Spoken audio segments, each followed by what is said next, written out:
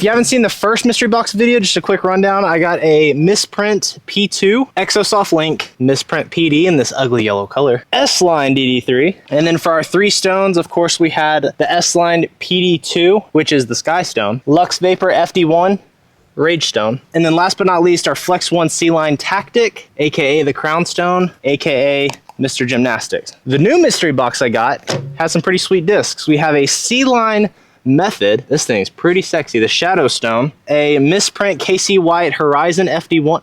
Wait a second. I just realized this is a Horizon FD1, but it is not Horizon. This is C-Line. So what is this? Is this a fake Horizon FD1? This is a C-Line FD1. First run. Wait a minute. I'm not sure what's going on. It's a misprint, so it has the KC White stamp, but then in the background, it has the Discmania Originals first run. Anyways, we have Nicholas Antela's Nordic Phenom, which is just a PD, Exosoft Link, Ugly Yellow D-Line P2, what do you know, another sick blue Crown Stone, Purple DD3, and last but not least, the Swirly PD2, but bro, look how sick that is. Definitely better than my pink one. I also forgot to mention, in the first one I also got a Midnight Prowl 2 that I threw in the water the day I got it. Pretty unfortunate, but basically the same box. I mean, of course, the PD2s, this one's sicker though.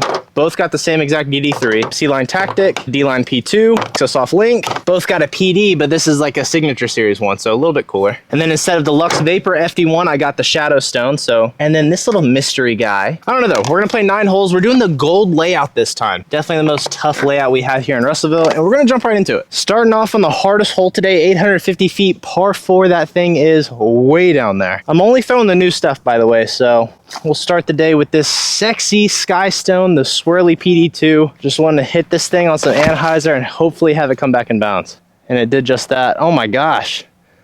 That thing is so overstable. Holy cow. This OB road is what makes this hole so difficult, because if you don't come back in bounds, you literally advance like 60 feet. And then boy, do the strokes start racking up. Here's our Purple DD3. Oh, like that. That's the problem. What I just did. Golden question, can I find that disc? Found it. However, I am not in a good spot. Very blind. Because this is the hardest hole, I'm just playing for par. Not gonna do anything stupid. I think we'll just throw this PD, keeping it low under this bush and just setting ourselves up for a nice little approach. That was way too low. Keep skipping though.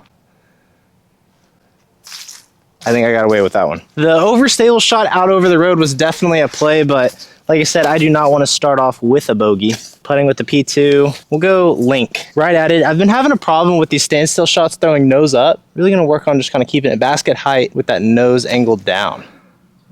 Better, except I kind of crushed it. Nose angle flat, check. Because of that, I've got a 30-footer, check. I have to do a little bit more speed control on this. It's a great way to start. I don't have another one. Yes, I do. We gotta get some practice putts in. Hold up. Nice. We have this 321-foot hole. It's hiding behind the tree. I would go forehand because I want to use this tactic. However, I'm just not good at it with forehands. So we're going to take the backhand route, punching it out there towards those trees and having them finish just inside. Or, wow. That's the big tree that the basket's hiding behind. That's metal. Nothing wrong with a little back-to-back par. The island hole is back. No more ripping shots on this hole. The probability of losing a disc has drastically increased, so the days of emptying the bag on this hole is no longer with us. What do I risk losing? The Link. I have no feelings towards this disc, so we'll risk it for the biscuit. Right at the basket. Okay, I'm not mad at that. That's a good shot. There we go, there's a bird. I was counting this hole as a birdie. I needed this one. It definitely helps throwing a disc that you don't care about that much on an island hole like this. Sweet. That is a birdie I needed. I really need to get these next two. Downhill 310 feet. I think I'm in the way. It's still 310 feet down there. This is a method hole if I have ever seen one, AKA the Shadow Stone. From what I remember, the method's pretty overstable, right? It's like 5403 or something like that. Regardless, hit it flat, have it hyzer right before the trees.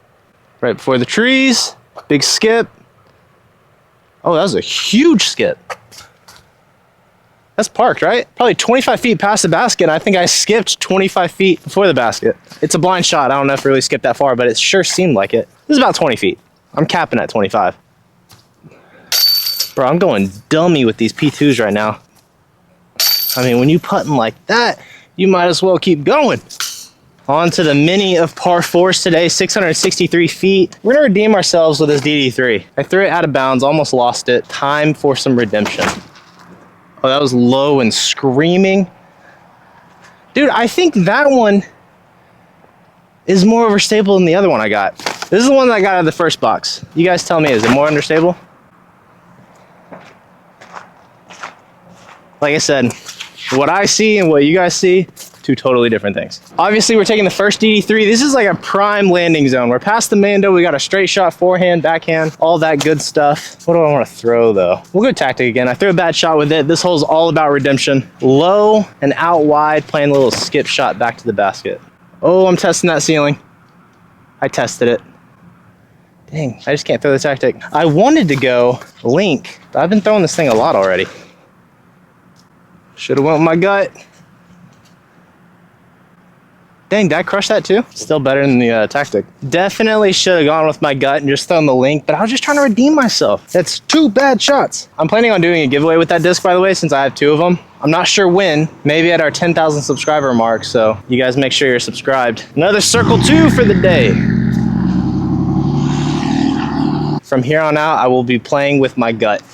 Now we cross the street, head into the goal layout where things are about to get very interesting. It's getting pretty dark out and it's wet, rainy, foggy. It's kind of giving some PNW vibes, to be honest. We're going DD3 again. This is a par 5. So getting the birdie isn't necessarily easy, but it is possible. I am worried about this tee pad though. All the rubbery ones out here are super slippery, but we'll try and make it work.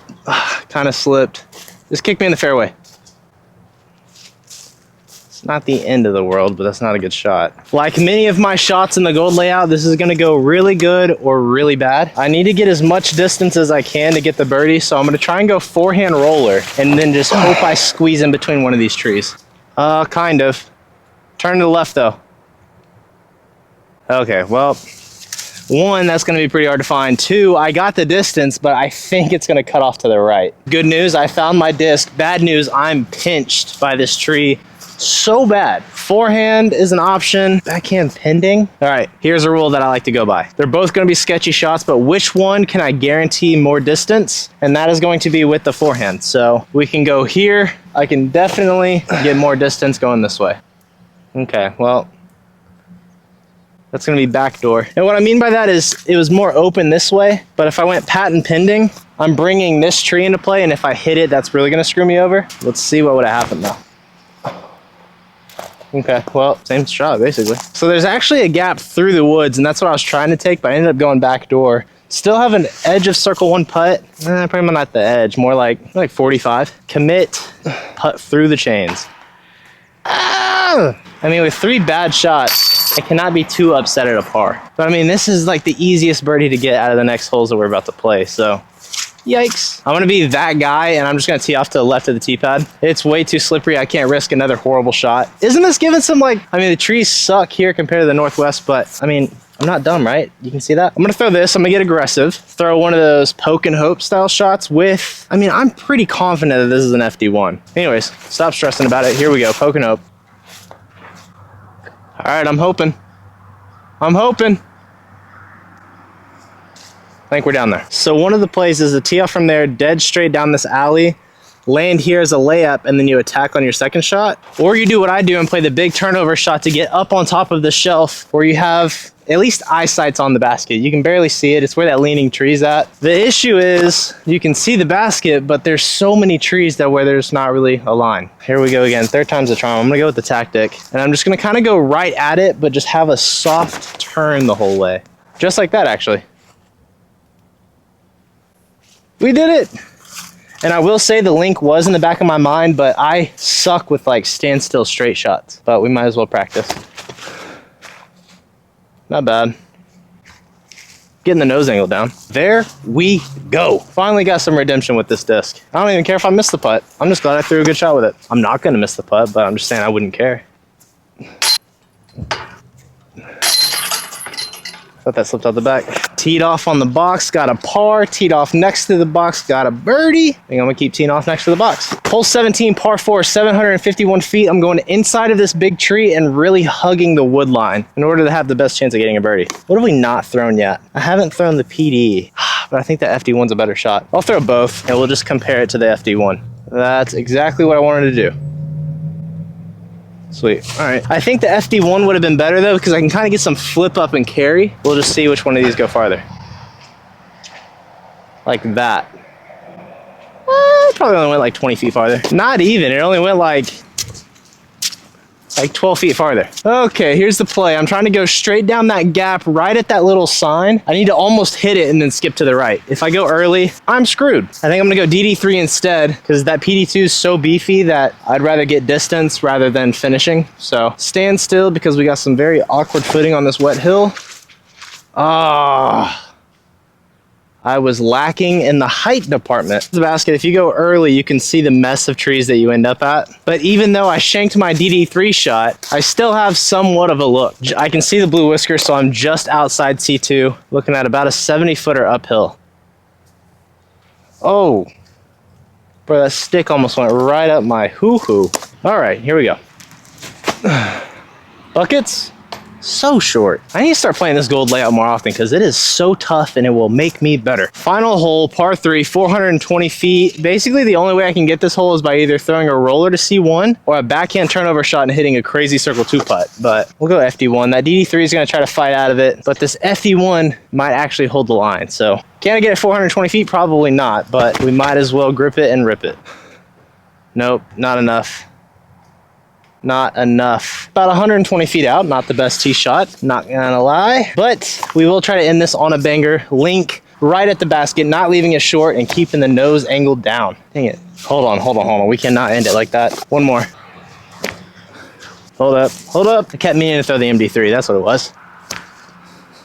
All right, that's it. Thank you guys for watching. I'll see y'all later or tomorrow. Peace.